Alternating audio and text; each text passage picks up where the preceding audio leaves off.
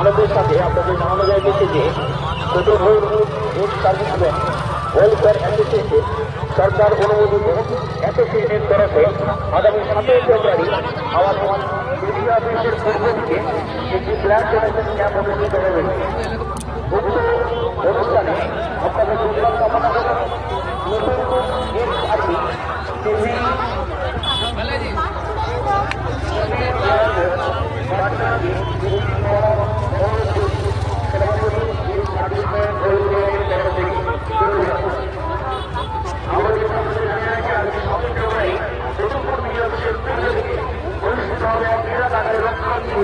প্রত্যেকটা মানুষকে আহ্বান করছি এই রক্তদান শিবিরে যোগাযোগ করার জন্য, যোগদান করার জন্য।